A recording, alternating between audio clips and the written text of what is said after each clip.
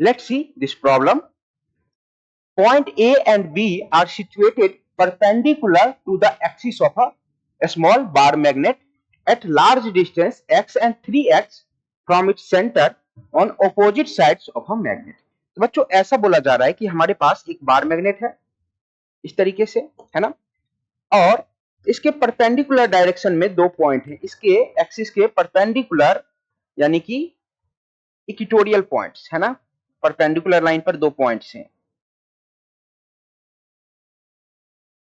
चलिए एक जो पॉइंट है वो यहां से कितनी दूरी पर है, x डिस्टेंस पर, और दूसरा जो पॉइंट है वो वहां से 3x डिस्टेंस पर, और दोनों ही अपोजिट साइड में है।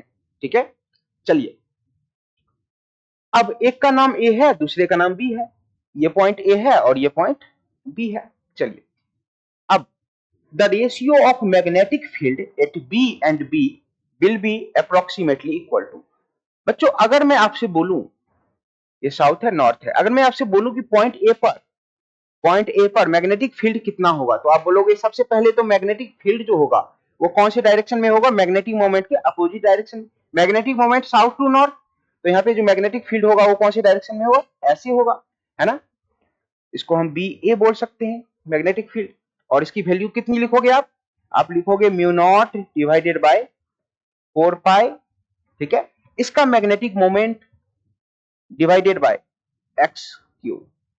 ठीक है, अगर पॉइंट बी पे बोलूं तो डायरेक्शन तो सेम ही होगा, तो B two is equal to कितना लिखोगे आप, mu naught by 4 pi into magnetic moment M divided by 3x का क्यूब, है ना।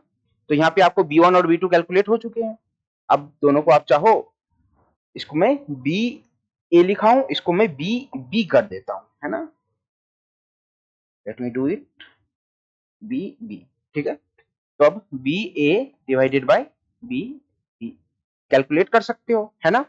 तो अगर आप ये कैलकुलेट करोगे तो ये क्या हो जाएगा, 3 डिवाइडेड बाय 1 का cube, this is equal to 27:1, है ना। तो अपना राइट आंसर कौन सा होगा, option C is the right answer. तो बच्चों ये कॉन्सेप्ट क्या है, कॉन्सेप्ट है कि एट इक्वेटोरियल